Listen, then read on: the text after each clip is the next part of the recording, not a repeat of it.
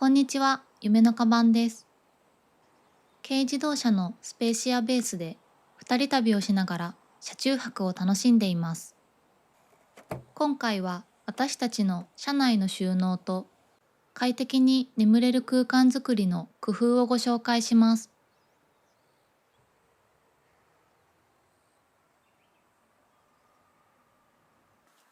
手帳とか本とか、こっちゃんのパソコンケースです。と、こまごましたもこれで両方どっちも使える。この無印の衣装ケース。こことかもこうやって。ライトとかポータブルバッテリーはいつも助手席の足元に置いてて、もう本当に欠かせない。これは去年ぐらいに作ったんかな。でずっと使ってて。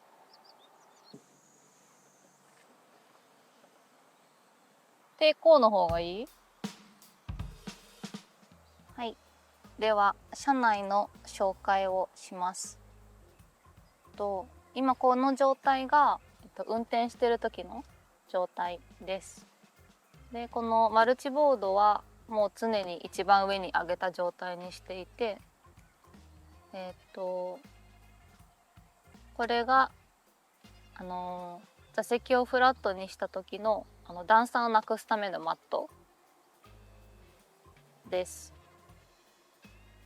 この取っ手は私が破きました。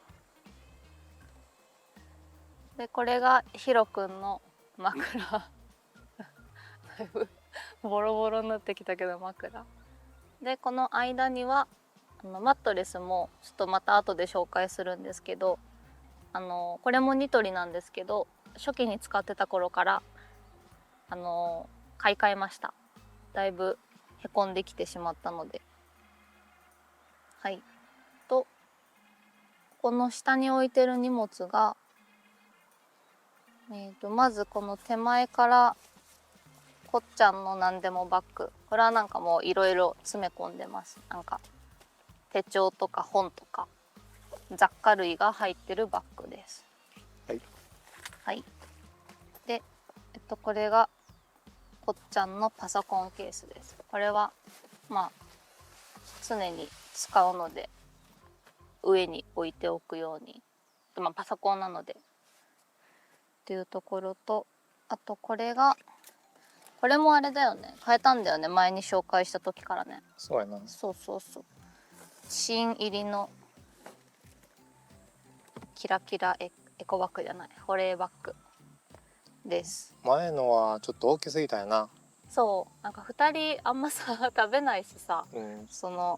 割と車中飯作る時も1回で使い切れる分しか買わないようにしてるから、あんまりなんか次の日とか何日も持っとく必要がなくて、それでね、大きさだとちょっとなんか幅を取っちゃうっていうので、一回りぐらいかな、前より小さいのにして、でもこのブランドは変わらずコールマンのやつにしてるから保冷性はいいです。でもこれ変えてからだいぶっていうか、もう十分だよね、これで。そうやな。2人やったら十分やな。十分、全然ね、不自由には感じてないけど、これから夏だったらね、飲み物とか氷とかが入るから、それはどうかっていうところだけど。で上からのアクセスもできるし。アクセスね、で上からも開けれるようになってて、この横もガバッと開けれます。で中は今食料は入ってないんですけど、この基本的にいつもこの調味料バッグが入ってます。これもずっと前から使ってるやつで、中はそんなに入ってないんですけど、基本的な調味料、塩コショウとか、塩とか、あと醤油、と大好きなごま塩で、油はいつも肉とか魚の時はフライパン用のホイルを使ってるので、基本的には使わずにいけてるね、油は。そうやな。これめっちゃ便利やな。便利。洗い物も楽だし、結構そこが大きいからあんまりね、油は使わないようにそうやな。して、そう、肉とか魚はこれでうん調理してます。じゃあ次はこの食器ケースを紹介します。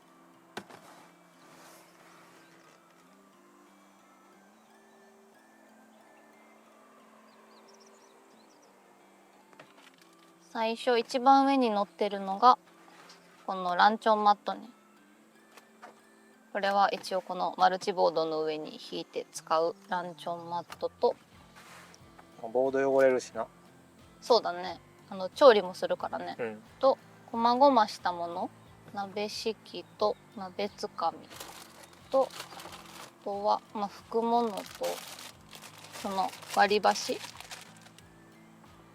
お玉とかいろいろ入ってる。あとはマグカップ、お箸、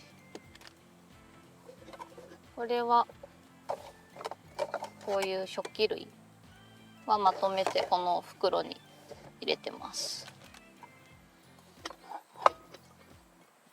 あとこれが一番車中泊に欠かせない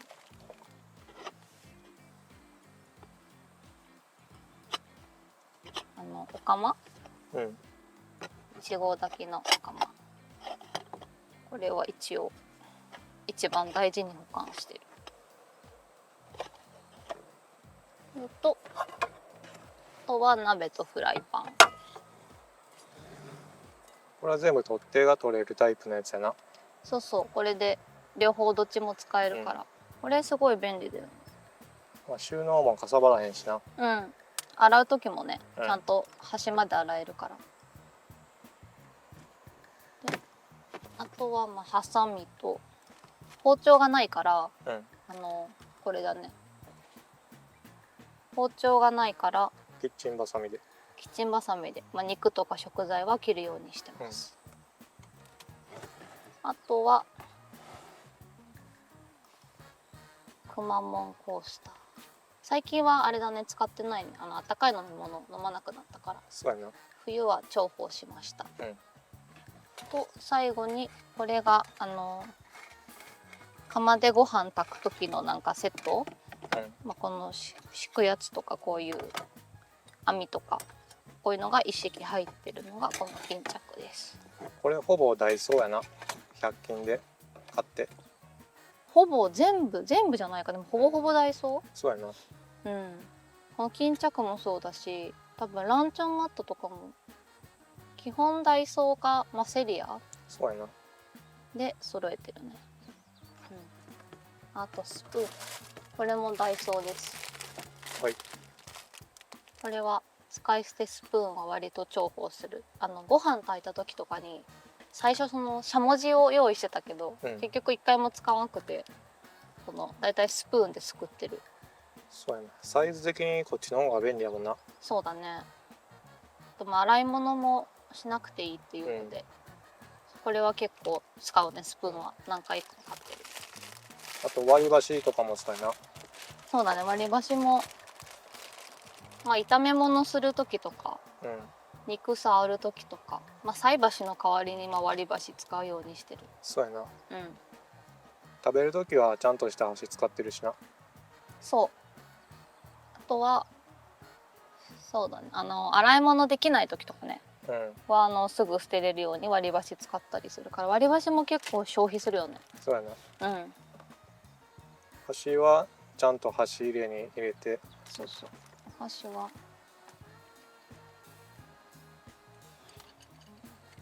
お箸はこれを使ってます。基本的にはこれを食事の時には使ってる。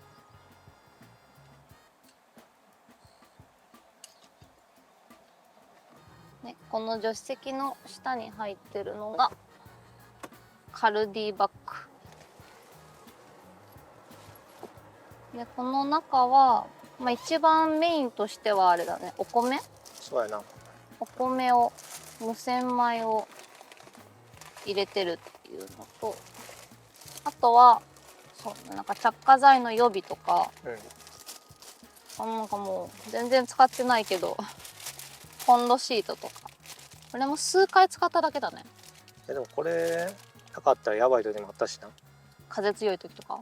うん、うんこれで囲ってうん風用遮断しんかったらうん固形燃料の炎がなうんなんか全然燃えんくて。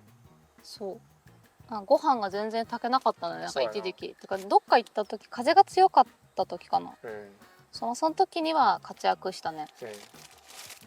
うんもうこういうのを一応入れてる感じ。あとはこのお茶とかコーヒーとかもうんこういうのをジップロックに入れて箱だと荷物になるから、うんこういう飲み物とかをここに入れてます。はいはい、これがねちょうどぴったし入ったから。ここな。うん。よ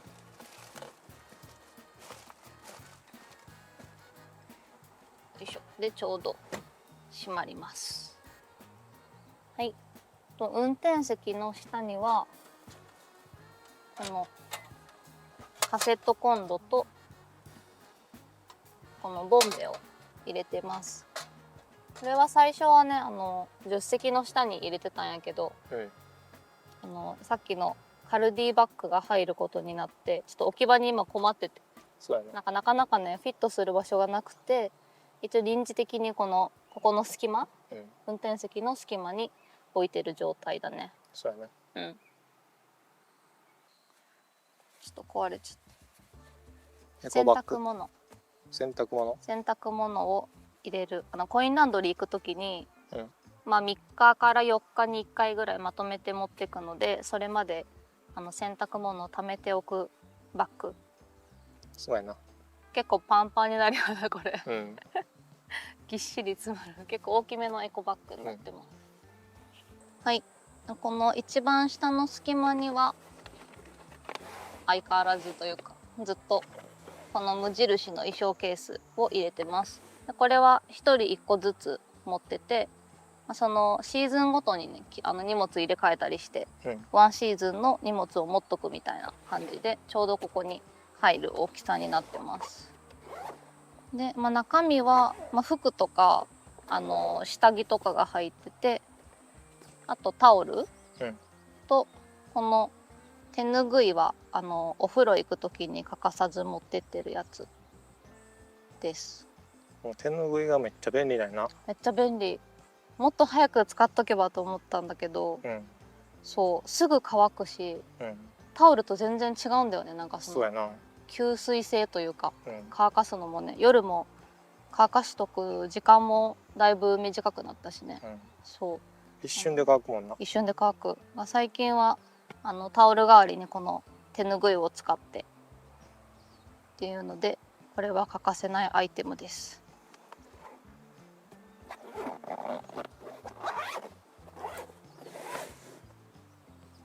衣装ケースはこのいつも下に入れてるけど、中からも取れるようになってんねんな。そうそう、ちょうどね幅的に、全部は引き出せないけど半分ぐらい引き出せるから、そこから雨の日とかはね外出れないから、こことかもこうやって出せるから、こうやって取るみたいな感じで車内からも取り出しやすい。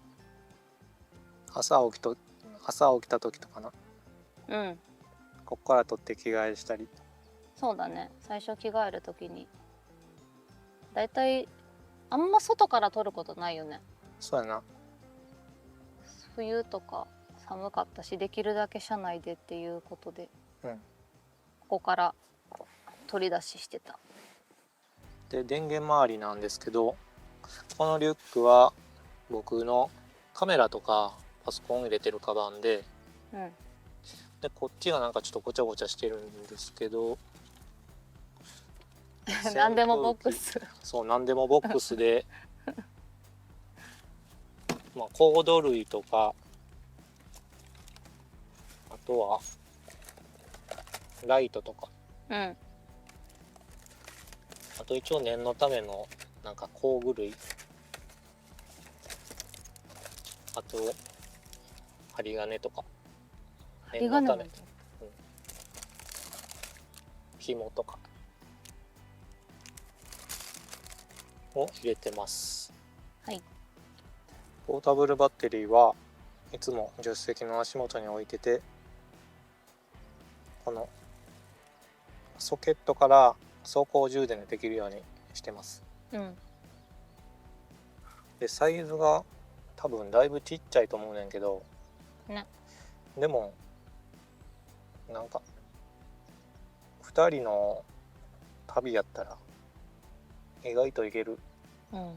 あんまりその調理の時に電気基本使わないし、その使うことといったらその自分たちのスマホとパソコンの充電、とあとは、使う時はそのこっちゃんのヘアアイロンとかぐらいしか使わないから、そうやな。そう大体持ってるねこれで。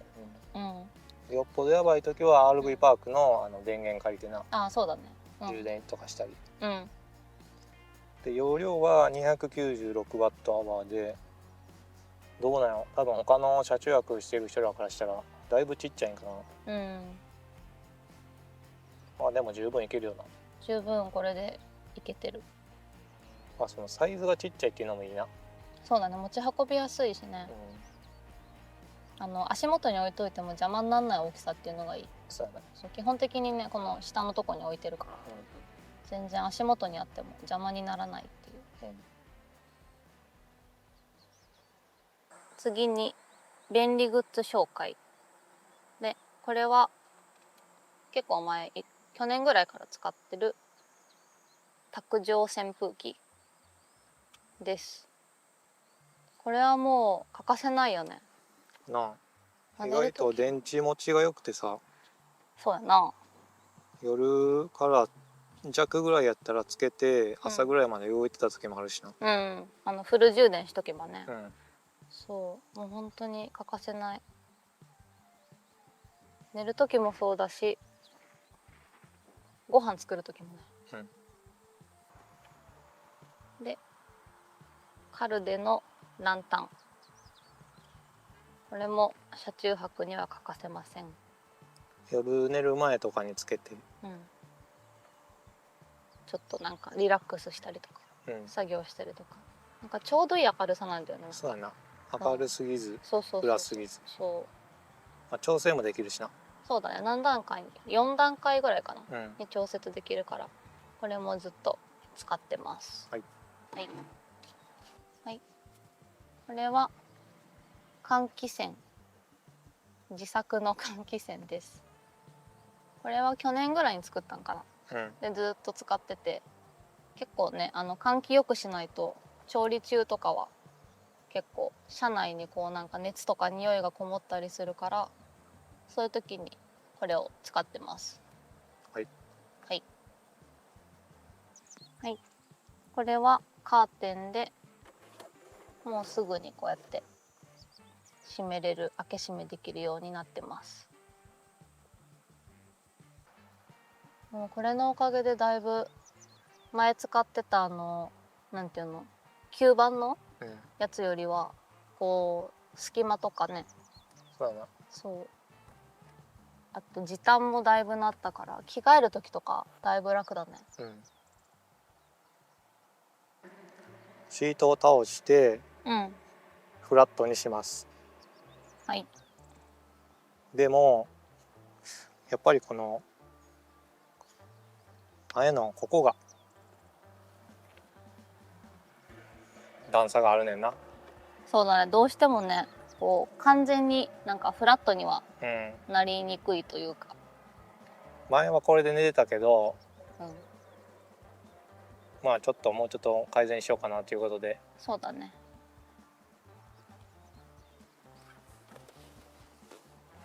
導入したのがなんだろう、三角マット、何マットっていうのな。それはもうこのケースもついてて、でこう2枚が組み合わさって入ってる。結構これ1個が重たいんだけど、こんななんだろう、二等辺三角形みたいな感じのマットが2つ入ってて、これをこの隙間に入れるっていう感じで。でこれはこんな感じで間にセットします。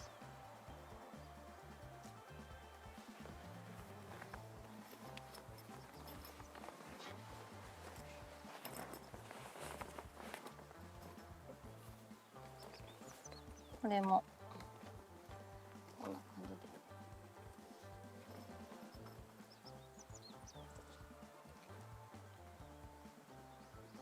これで雰囲気フラット。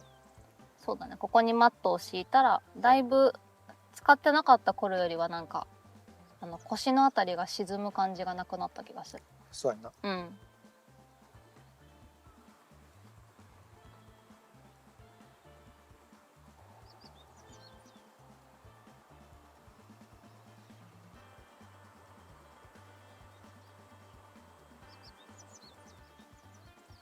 はい。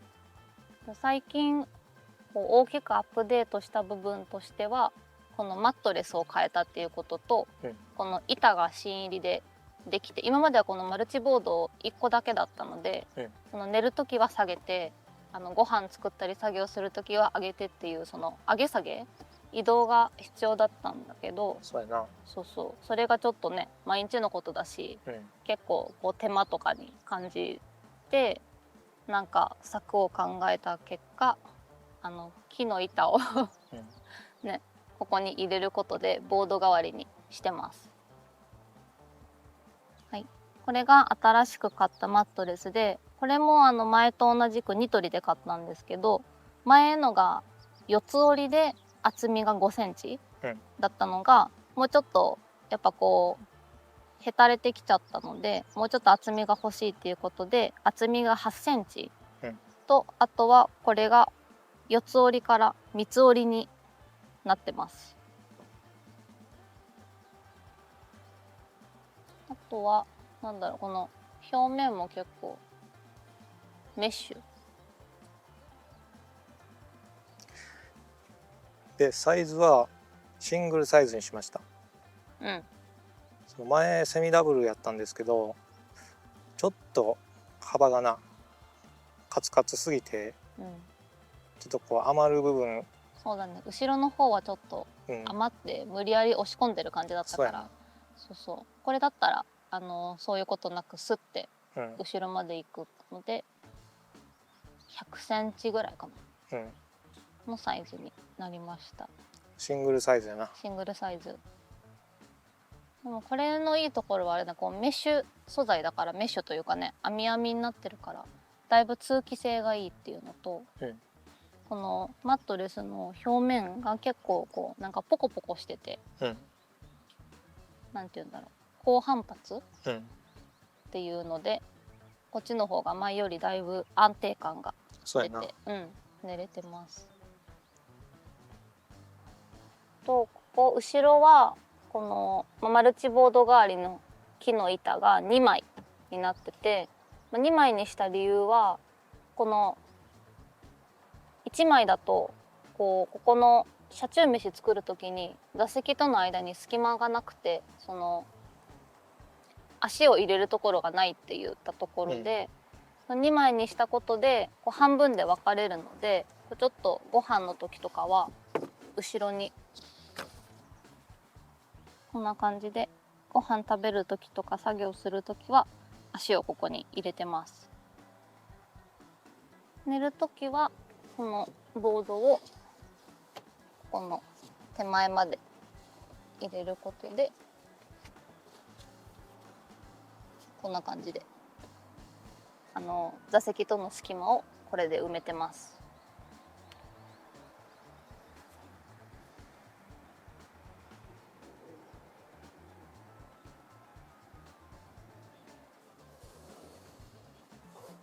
ね、この板は私でも持てるぐらいの重さ、で厚みもそんなにないです。この板の厚みは1センチないぐらいかな。それぐらいだった気がする。それにうん、この布を買ってきてそう木工用ボンドで貼り付けました。貼り付けました。後ろはこんな感じ。まあ、簡単にな。うん、本当にかぶせてうん、ボンドでくっつけただけっていう、こう傷がいかないように角とかうん、一応守るために布を貼って、このデニーと合わせてね、デニム色にそうやな。しました。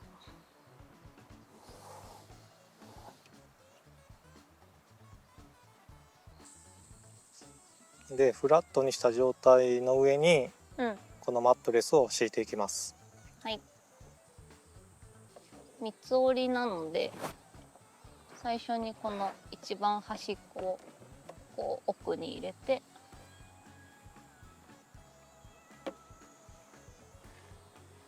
こんな感じで前よりだいぶスムーズに、そうやな。うん、引けるようになりました。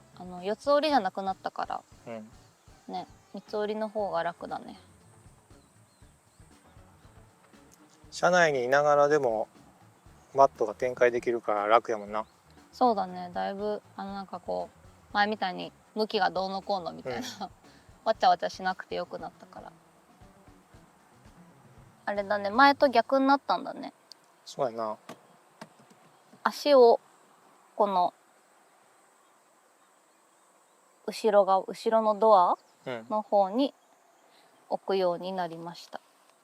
足の隙間はど足の隙間は、まあ、前はこの上のボードがなかったから、う？うん、もっとね開放感があって、うん、それと比べたらちょっと狭くはなったけど、でも全然そんなにこう窮屈では、でも足伸ばしたらつく。うまいな。ここが多分24センチとか25センチぐらいのこの多分高さの隙間なんだね。足のサイズぐらいだから。うん、こんな感じで。でも今のところはこれで寝れてます。このマルチボードを移動せんでも良くなったっていうのがもう劇的にちゃうもんな。本当に。だって荷物をここに置いたまま寝れるんだよ。そ今までは前に置いてたものが、その食器棚とかね、う。うん。食器ケースとか、パソコン類とか、そうしたのを移動する手間がなくなったのが一番改善ポイント。な。うん。どう？結構フラット？うん、フラットだね。だいたい。横から見てたら、うん。もう限りなくフラットやけどな。限りなくフラット。うん。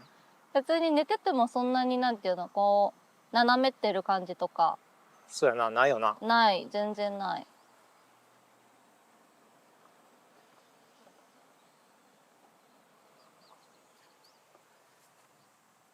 長さも十分足りてるもんな。うん。